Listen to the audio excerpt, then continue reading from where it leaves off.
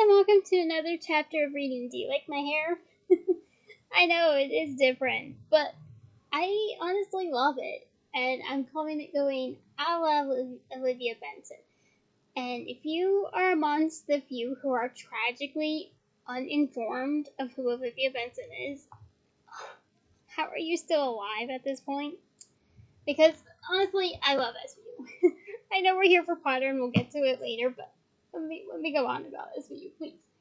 But I just love SVU, and Olivia Benson is portrayed by Mariska Hargitay, and I just love the character. I love the character so much, and I really look up to Mariska Hargitay as a whole. She has done so much philanthropic work and so much advocacy that it's hard not to love her. But anyway, tell me you don't see the similarity. Like, tell me you don't see the similarity here. But yeah, I just wanted to go with something different this summer, and well, this upcoming summer over here, upcoming winter if you're in the Southern Hemisphere. But it's like I needed something different to spice up my life a bit, and it's like I went with this. So I really hope you like it, because I love it. I truly do. It gives me something a little different, and I love it. So back to what you came here for. Thank you for listening to my SVU ramble. But back to what you came here for, and that is Potter. So let's begin, shall we? Chapter 32, The Elder Wand. The world had ended, so why had the battle not ceased? The castle fallen, silent in horror, and every combatant laid down in their arms. Harry's mind was in free fall, spinning out of control, unable to grasp the impossibility. Because Fred Weasley couldn't pick Ted, the evidence of all senses must be lying. And then a body fell past the hole blown into the side of the school, and curses flew in at them from the darkness, hitting the wall behind their heads. "Get down!" Harry shouted, as more curses flew through the night. He and Ron had both grabbed Hermione and pulled her to the floor, but Percy lay across Fred's body, shielding him from further harm. And when Harry shouted, "Percy, come on! We've got to move!" he shook his head.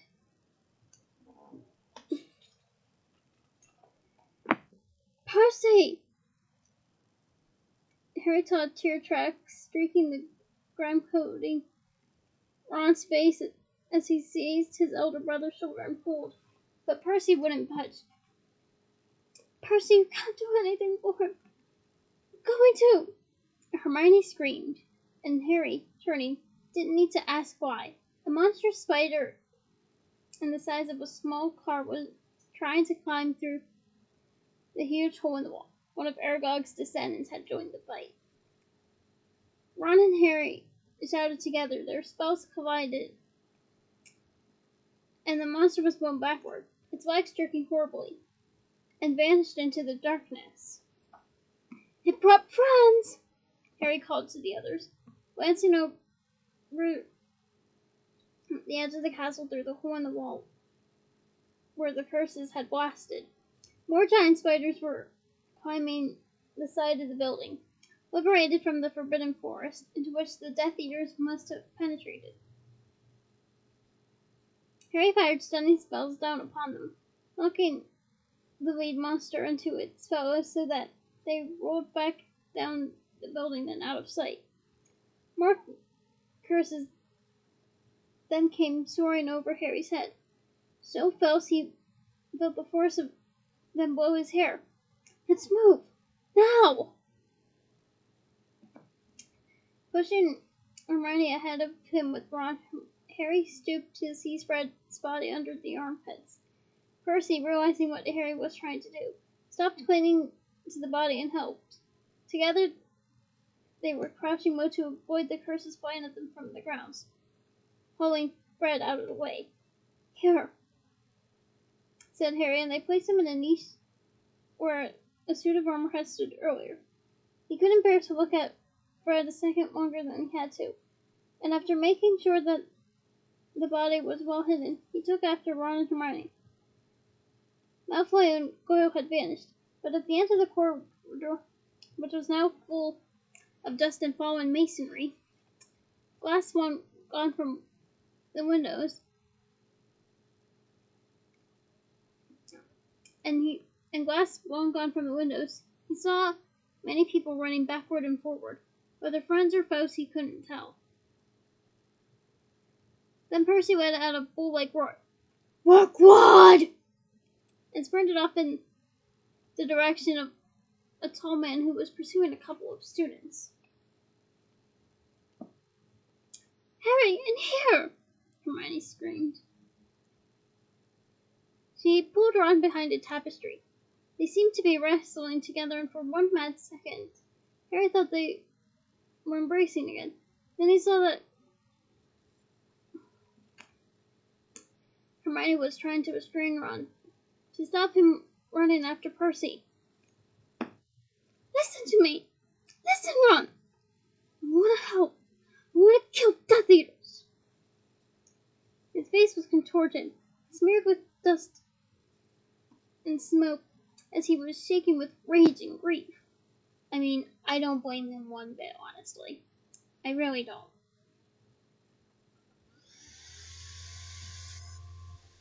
"Ron, we're the only ones who can end it. Please, Ron, we need the snake. We've got to kill the snake," said Hermione. But Harry knew how Ron felt. Pursuing another Horcrux couldn't bring the satisfaction of revenge. He too wanted to fight, to punish them, the people who had killed Fred. And he wanted to find the other Weasleys, and above all make quite sure that Ginny was not. But he couldn't permit that idea to form in his mind.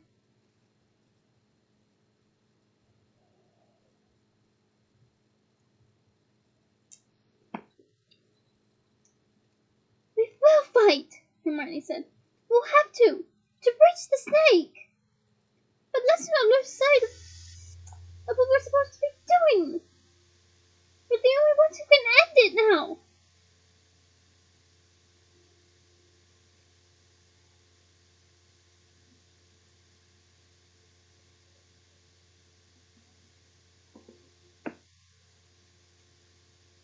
She was crying too, and she wiped her face on her torn and singed sleeve as she spoke. But she took great heaving breaths to calm herself as possible, still keeping a tight hold onto Ron, turning to Harry. "We need to find out where Voldemort is, because he'll have the snake with him, won't he? Do it, Harry. Look inside him."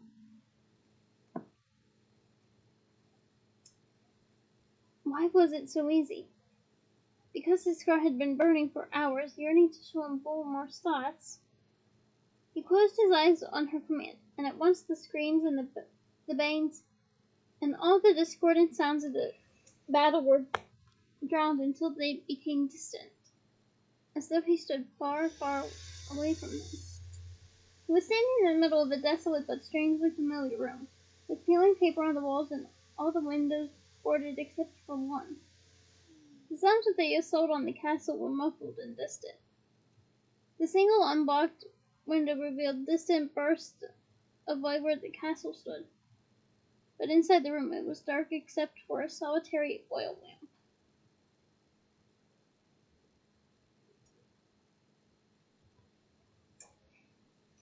He was rolling his wand between his fingers, watching it. His thoughts on the room in the castle, the secret room only he had ever found.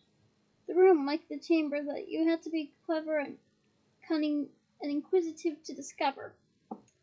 He was confident that the boy wouldn't find the diadem, although Dumbledore's puppet had come much farther than he had ever expected. Too far. "My lord," said a voice desperate and cracked. He turned. There was Lucius Malfoy sitting in the darkest corner, ragged and still bearing the marks of the punishment he had received after the boy's last escape. One of his eyes remained closed and puffy. My lord, please, my son. If your son is dead, Lucius, it is not my fault. He didn't come to and join me like the rest of the Southerns. Perhaps he has decided to befriend Harry Potter. No, never, whispered Malfoy.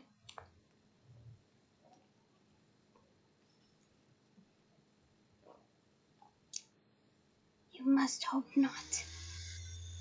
Aren't you afraid, my lord, that Potter might die at another hand but yours?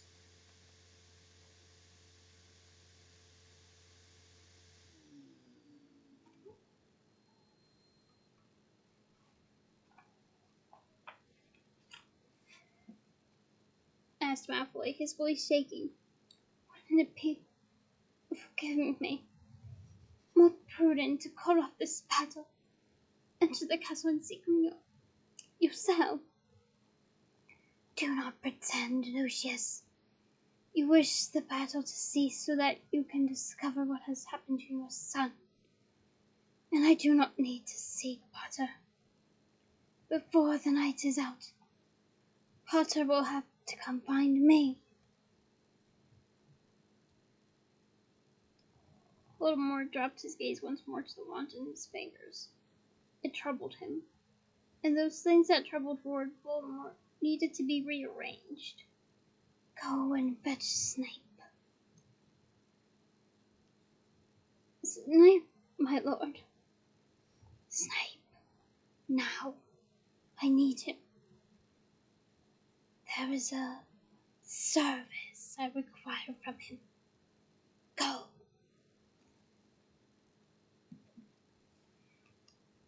Frightened, stumbling a little through the gloom, Lucius left the room. Voldemort continued to stand there, twirling the wand between his fingers, staring at it.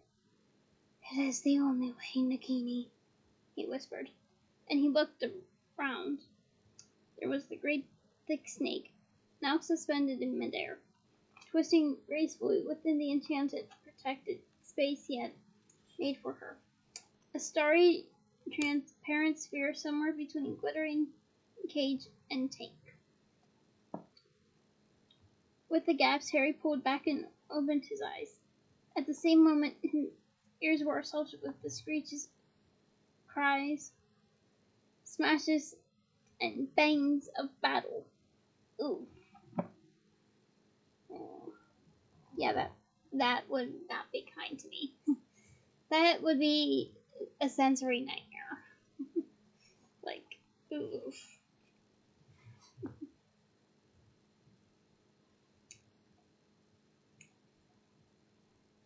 He's in the Shrieking Shack. The snake's with him. It's got some sort of magical protection around it. He's just sent Lucius Malfoy to find Snape. Voldemort's sitting in the Shrieking Shack, said Hermione, outraged. He's not even fighting. Doesn't think he needs to fight, said Harry. He thinks I'm going to go to him. But why? He knows I'm after Horcruxes. He's keeping Nagini close beside him. Obviously, I'm going to have to go to him to get near to the thing. Right, said Ron, squaring his shoulders. So you can't go, that's what he wants. What he's expecting. You stay here and look after Hermione. I'll go and get it. Harry cut across Ron. You two stay here. I'll go under the cloak and I'll be back as soon as I... No, said Hermione. It makes much more sense if I take the cloak and... Don't even think about it. Ron snarled at her. Before Hermione could get farther than... Ron, I'm just as capable. The tapestry on top of the staircase on which they stood was ripped open. Potter! Two masked Death Eaters stood there, but even before their wands were fully raised, Hermione shouted, Blessio!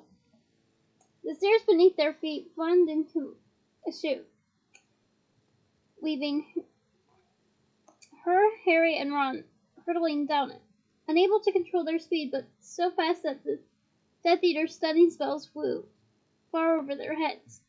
They shot through the concealing tapestry at the bottom, and spun onto the floor, hitting the opposite wall. "Duro!" cried Hermione, pointing her wand at the tapestry.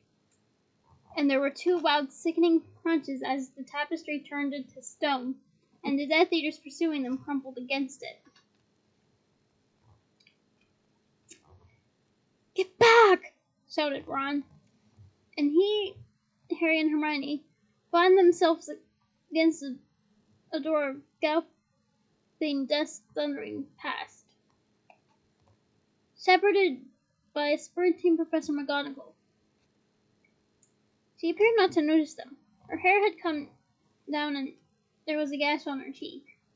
As she turned the corner, they heard her scream, "Charge!" I just had to enunciate that. "Harry, you get the cloak on," said Hermione. "Never mind us." But he threw it all over three of them. Large though they were, he doubted anyone would see their disembodied feet through the dust that clogged the air, falling stone and shimmer of spells.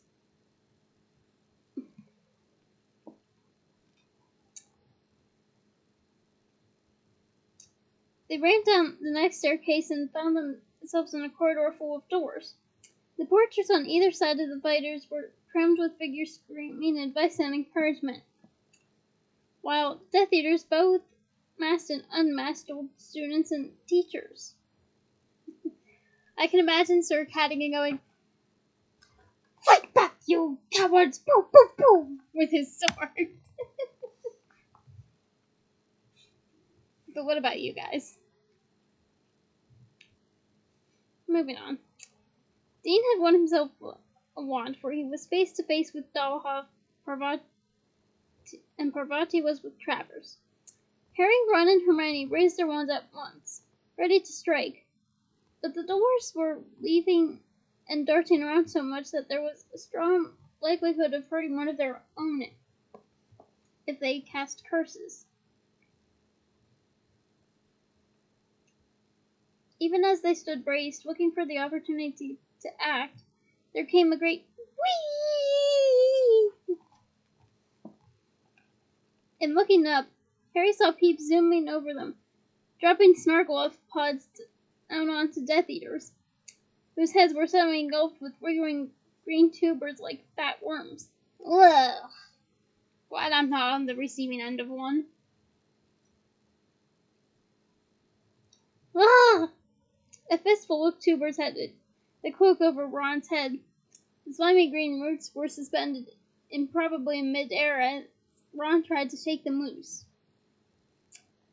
"Someone's invisible there!" shouted a masked Death Eater, pointing. Dean made the most of the Death Eater's momentary distraction, knocking him out with a stunning spell. Dolohov attempted to retaliate, and Parvati shot a body bind curse at him. "Let's go!"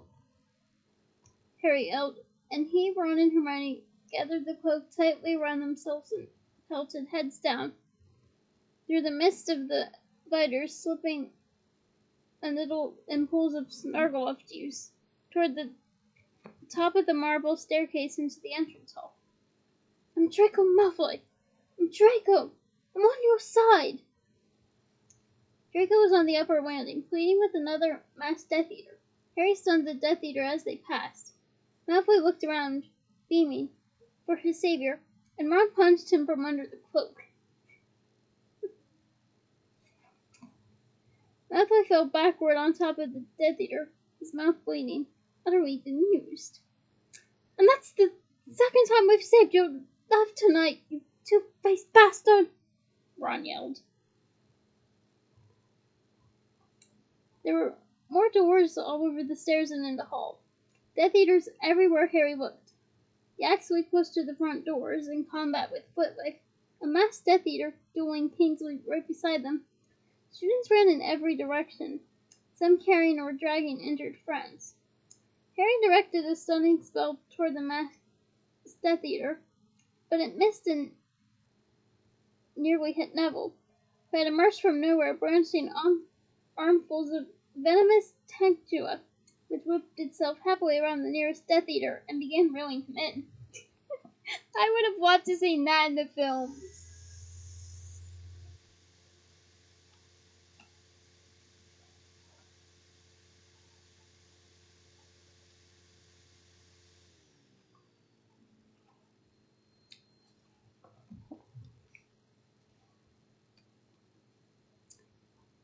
Harry, Ron, and Hermione sped down the marble staircase.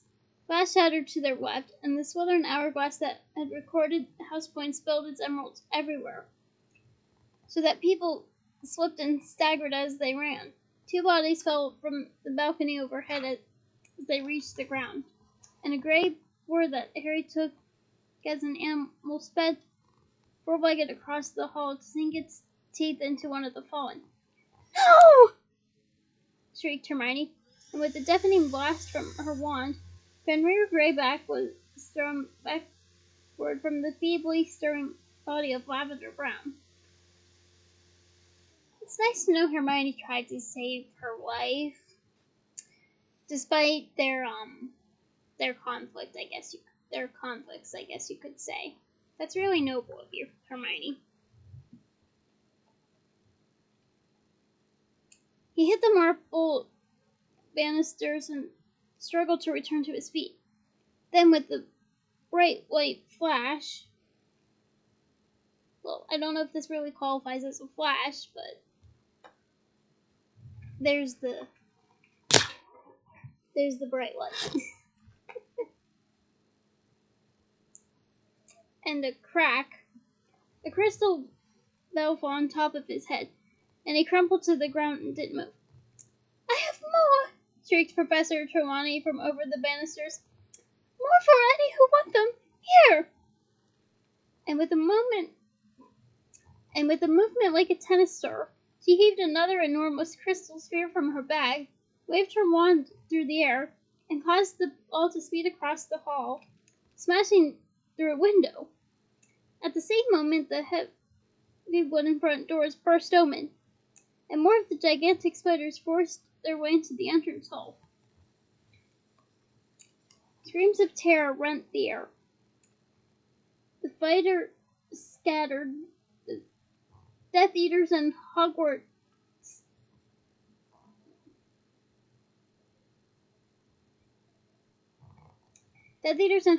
alike, as red and green jets of light flew into the midst of the oncoming monsters, which shuddered and reared, more terrifying than ever. "How do we get out?" yelled Ron over all the screaming, but before either Harry or Hermione could answer, they were bowled aside. Hagrid had come thundering down the stairs, brandishing his flowery pink umbrella. "Don't hurt 'em! Don't hurt 'em!" he yelled. "Hagrid, no!" Harry forgot everything else. He sprinted out from under the cloak, running back double to avoid the curses illuminating the whole hall. "Hagrid, come back!" But he wasn't even halfway to Hagrid when he saw it happen. Hagrid vanished amongst the spiders, and with a great scurrying, foul-swarming movement, they retreated under the onslaught of spells, Hagrid buried in their midst.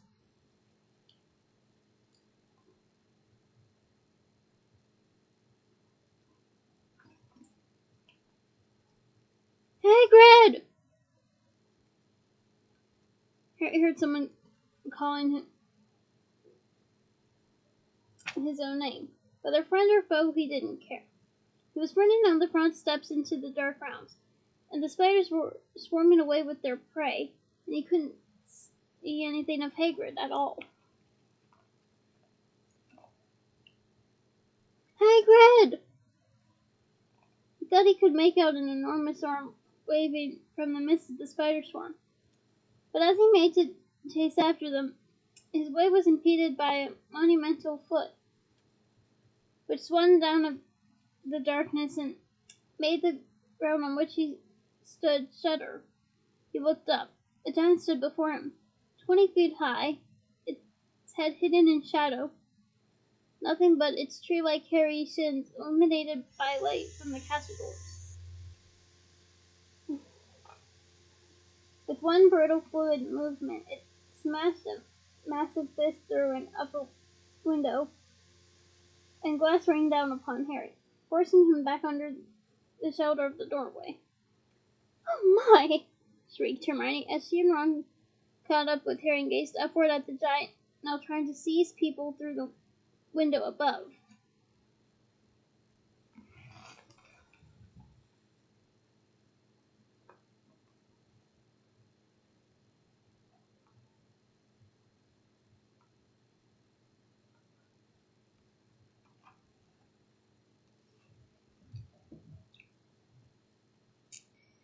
"Don't!" Ron yelled, grabbing Hermione's hand as she raised her wand. "Someone went across half the castle!" "Aga!" Grop came marching around the corner of the castle. Only now did Harry realize that Grop was, indeed, an undersized giant. The gargantuan monster trying to crush people on the upper floors looked around and let out a roar. The stone steps trembled as he stomped toward his smaller kin, and Grop's lopsided mouth fell open, showing yellow, half-brick-sized teeth. And then they launched themselves at each other with the savagery of lions.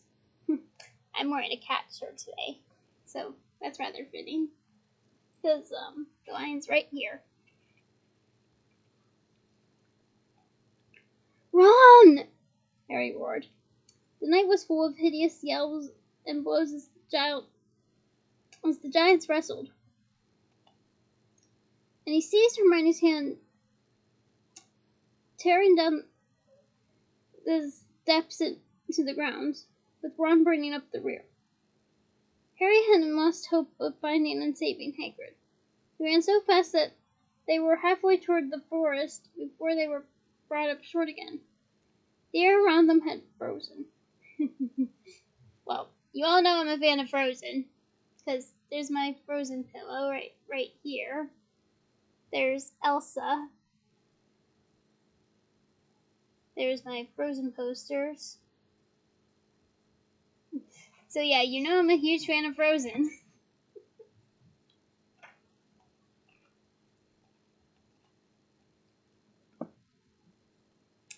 But moving on. Harry's breath had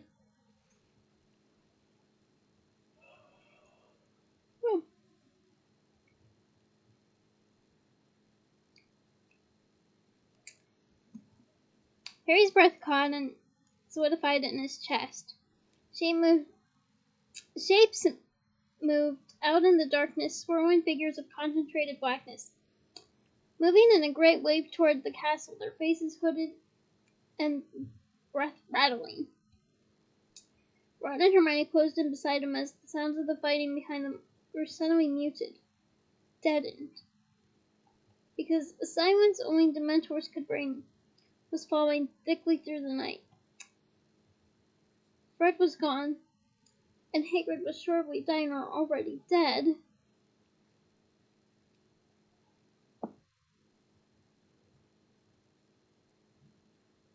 "Come on, Harry," said Hermione's voice from a very long way away. "Patronuses, Harry! Come on!" He raised his wand, but a dull hopelessness was spreading through him. How many more lay dead that he didn't know about yet? He felt as though his soul had already left half his body. Oh, hugs for Harry. And to answer your question, Harry, there's probably lots, but there is a list of people known as the Fallen 50. Let that sink in. Moving on. "Harry, come on!" screamed Hermione. 100 Dementors were advancing, gliding toward them, sucking their way closer to Harry's despair, which was like a promise of a feast.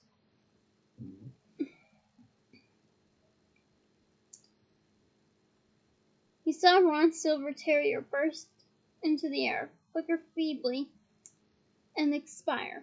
He saw Hermione's otter twist in midair and fade, and his own wand trembled in his hand. And he almost welcomed the oncoming oblivion, the promise of nothing, of no feeling. Oh. Hugs for Harry again.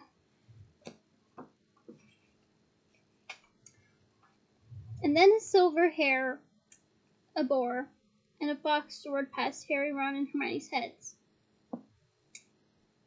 The dementors fell back before the creatures approached. 3 more people had arrived out of the darkness to stand beside them, their wands outstretched, continuing to cast their Patronuses. Luna, Ernie, and Seamus. "That's right," said Luna encouragingly, as if they were back in the room of requirement, and this was simply spell practice for the DA. Aw, we love Luna. We really do.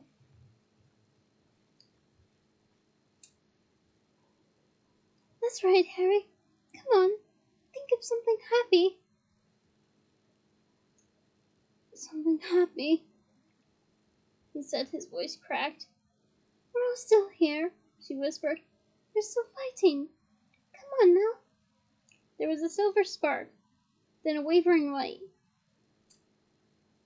And then, with the greatest effort that had ever cost him, the stag burst from the end of Harry's wand. It cantered forward, and now the dementors scattered in earnest. Immediately the night was mild again, but the sounds of the surrounding battle were loud in his ears. Yeah, that, as mentioned, that would be a sensory nightmare for me. So you can imagine how much worse it would be for me.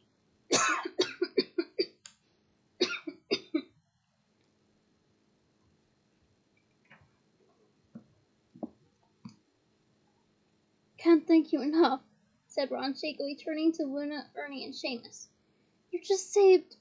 With a roar and an earthquaking tremor, another giant came marching out of the darkness from the direction of the forest, brandishing a club taller than any of them.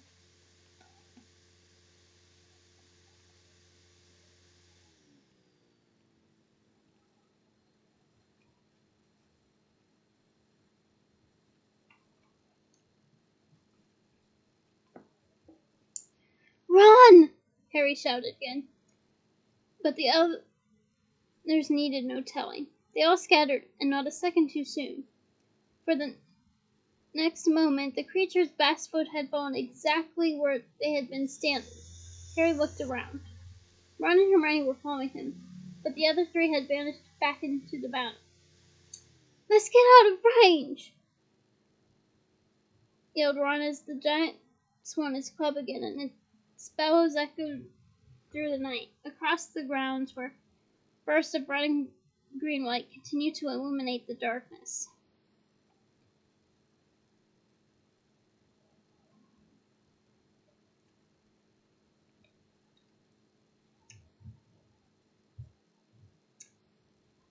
"The Whomping Willow," said Harry. "Go!"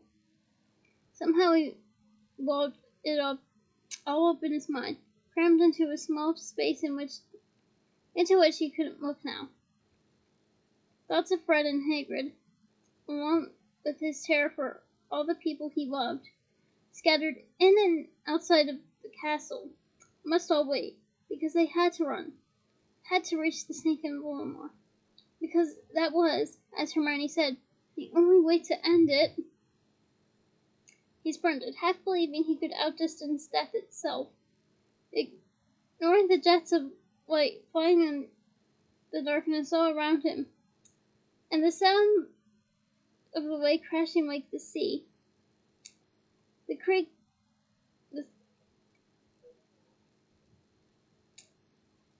along with the creaking of the forbidden forest through the night, was being windless. through grounds that seemed themselves to have risen in rebellion. He ran faster than he had ever moved in his life. And it was he who saw the great tree first, the willow that protected its secret at its roots with whip-like slashing branches.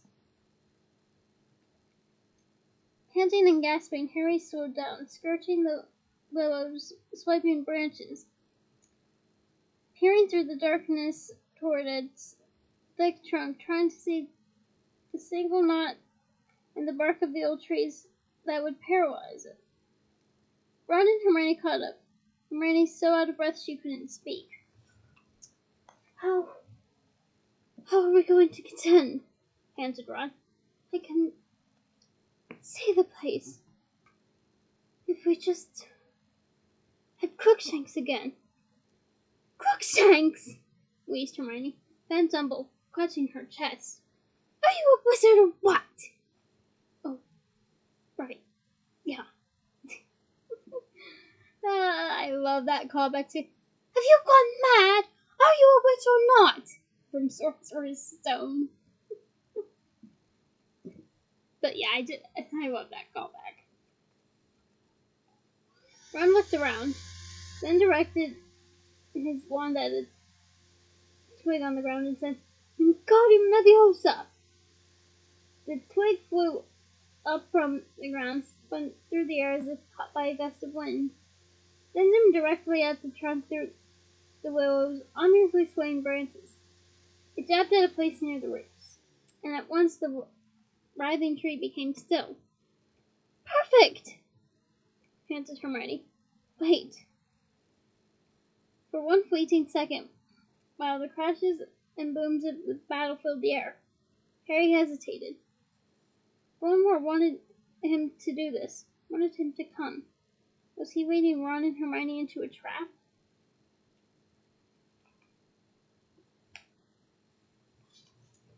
But then the reality seemed to close upon him, for one flame. The only way forward was to kill the snake, and the snake was where Voldemort was.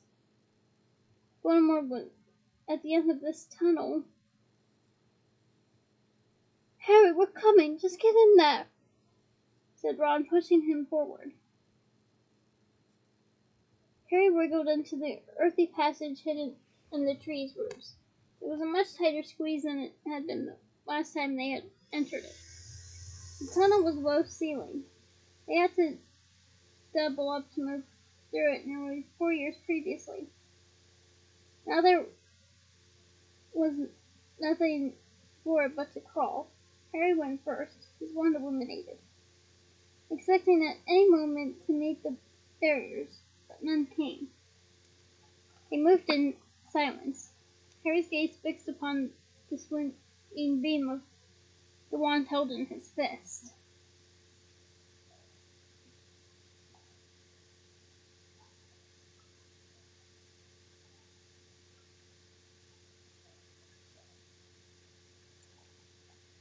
At last the tunnel began to slope upward, and Harry saw a sliver of light ahead. Hermione tugged at his ankle. The cloak, she whispered. Put the cloak on. He reached behind him, and she forced the bundle of slippery cloth into his free hand. With difficulty he dragged it over himself, murmured knocks, extinguishing his wand light, and continued on his hands and knees as silently as possible, all of his senses straining, expecting every second to be discovered, to hear a cold, clear voice, see a flash of green light. And then he heard voices coming from the room directly ahead of them, only slightly muffled by the fact that the opening at the end of the tunnel had been blocked up by what looked like an old crate. Hardly daring to breathe, Harry edged right up to the opening and peered through a tiny gap left between crate and wall.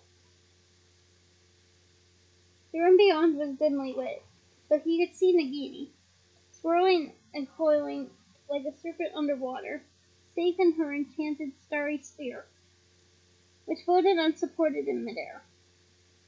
He could see the edge of a table, and a long fingered white hand toying with a wand. Then Snape smoked, and Harry's heart warmed. Snape was inches away from where he crouched, hidden. My lord, no resistance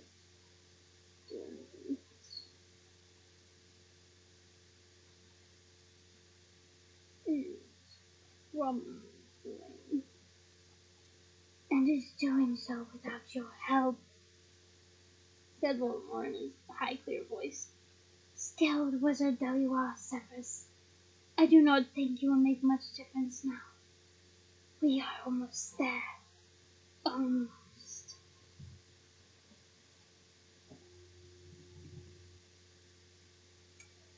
Let me find the boy. Let me bring Potter. I know I can find him, my lord. Please.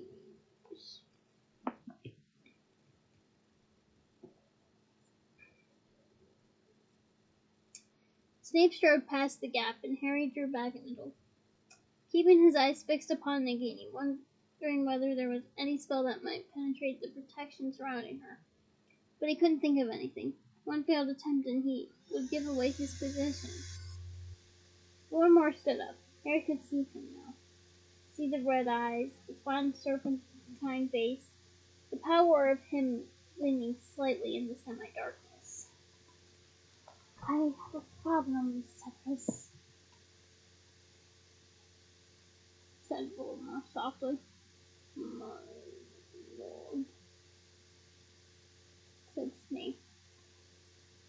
Voldemort raised the elder wand, holding it as delicately and precisely as a conductor's baton. Why doesn't it work for me, Severus? In the silence, Harry imagined he could hear the snake hissing slightly as it coiled and uncoiled.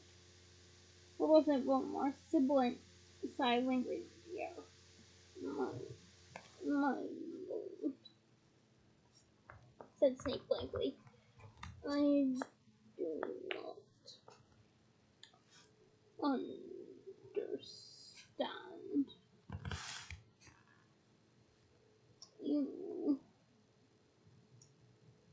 You have performed extraordinary magic with that wand. No, said Voldemort. I have performed my usual magic. I am extraordinary. But this wand, no, it has not revealed the wonders it has promised. I feel no difference between this wand and the one I procured from Ollivander all those years ago. Voldemort's tone was musing, calm, but Harry's scar had begun to throb and pulse. Pain was building in his forehead, and he could feel that controlled sense of fury building inside Voldemort. No difference, said Voldemort again. Snape didn't speak. Harry couldn't see his face. He wondered whether Snape sensed danger and was trying to find the right words to reassure his master.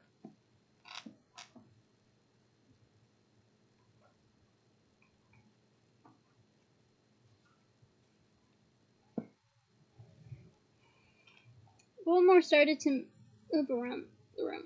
Harry lost sight of him for seconds as he prowled, speaking in that same measured voice while the pain and fury mounted in Harry. I have thought long and hard, Severus. Do you know why I have called you back from the battle? And for a moment Harry saw Snape's profile, His eyes were fixed upon the coiling snake in its enchanted cage. No, my lord. But I beg you, let me return. Let me find Potter. You sound like Lucius. Neither of you understands Potter as much as I do. He doesn't need fighting. Potter will come to me. I know his weakness, you see. His one great flaw. He will hate watching the others struck down around him, knowing that it is for him that it happens. He will want to stop it at any cost. He will come.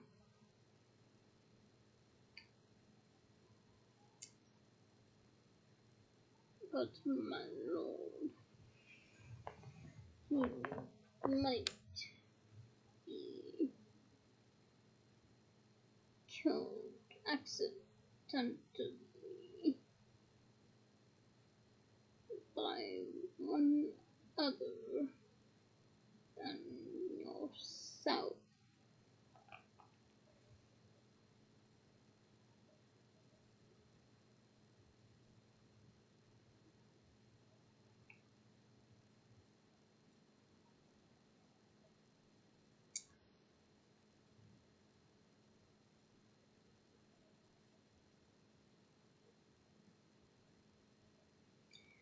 My instructions to my Death Eaters have been perfectly clear. Capture Potter. Kill his friends. The more the better. But do not kill him. But it is of you that I wish to speak. Severus, not Harry Potter. You have been very valuable to me. Very valuable. My lord. No. I seek only to serve him.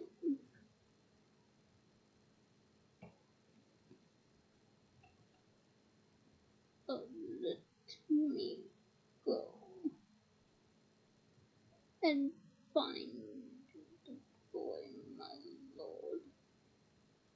Let me bring him to you. I know I can.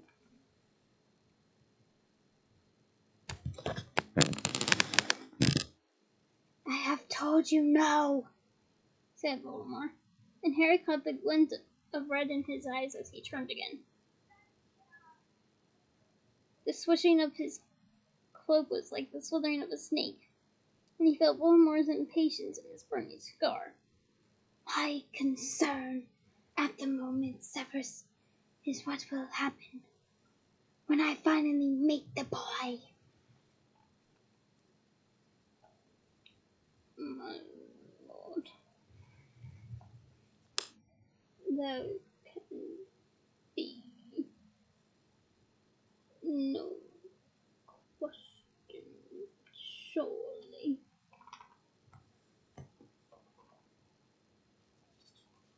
But there is a question, Severus. There is.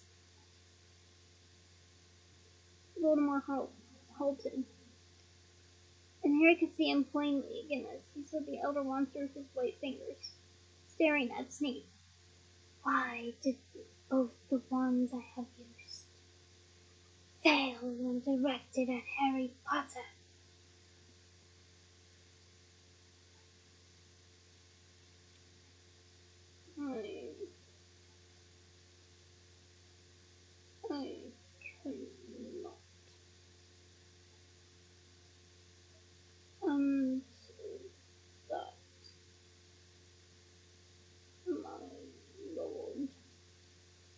can't you? The stab of rage felt like a spike driven through Harry's head. He forced his own fist into his mouth to stop himself from crying out in pain. He closed his eyes and suddenly he was Voldemort, looking into Snape's pale face.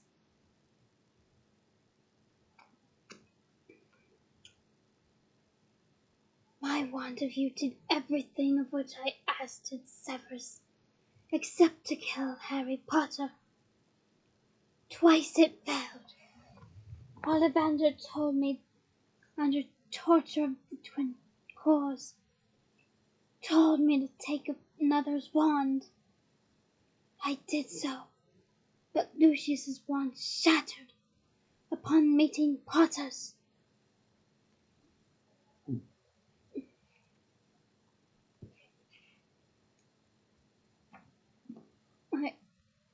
I have no explanation, my lord. Snape wasn't looking at Voldemort now. His dark eyes were still fixed upon the coiling serpent in its protective sphere. I sought a third wand, Severus. The Elder Wand. The Wand of Destiny. The Death Stick. I took it from its previous master. I took it from the grave of Albus Dumbledore. And now Snape looked at Voldemort. And Snape's face was like a death mask. It was marble white and so still that when he spoke, it was a shock to see that anyone lived behind the blank eyes. My lord, let me go to the boy. All this long night, when I am on the brink of victory, I have sat here, said Voldemort, his voice barely louder than a whisper, wondering why the Elder Wand refuses to be what it ought to be. Refuses to perform as legend says it must perform for its rightful owner. And I think I have the answer.